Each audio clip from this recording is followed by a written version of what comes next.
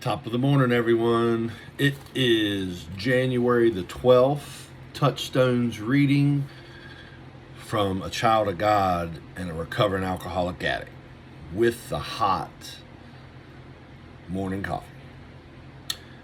Hey, let's have a moment of silence for those still out there in pain and suffering, please.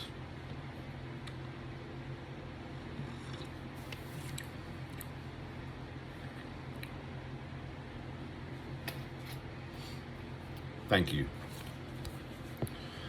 I should be content to look at a mountain for what it is and not as a comment on my life.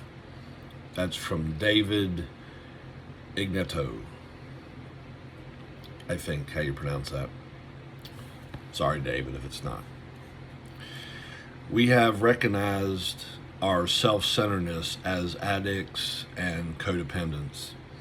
On the other side is a feeling of peace and well-being when we are released from it. Self-centeredness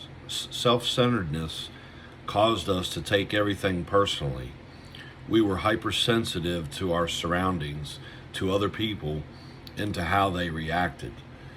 Yet so often these things had very little to do with us. God sends rain for the just and the unjust. When we can look at a mountain and lose ourselves in the sight, we are refreshed spiritually. But no mountain is necessary for this experience.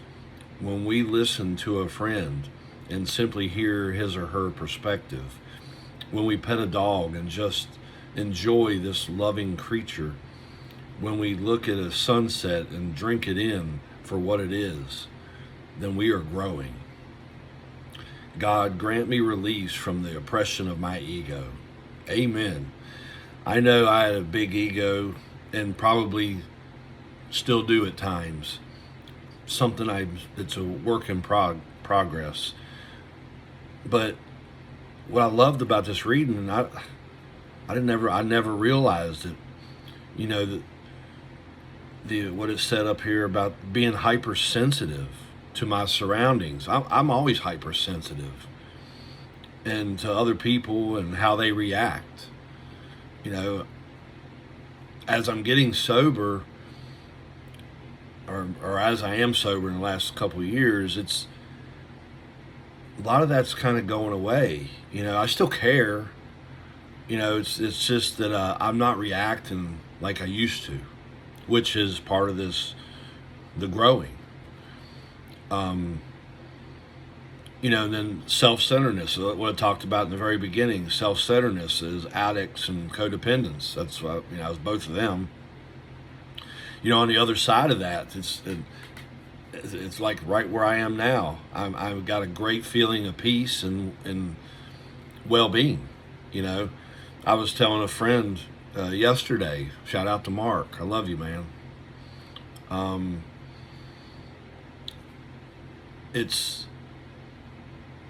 I got a lot of issues going on right now with me and my body and other stuff, but I have never been as happy as I am today.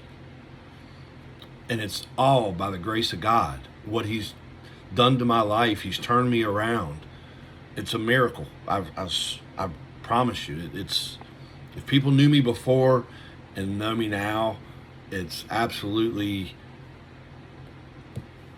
it's a miracle. That's all I can say.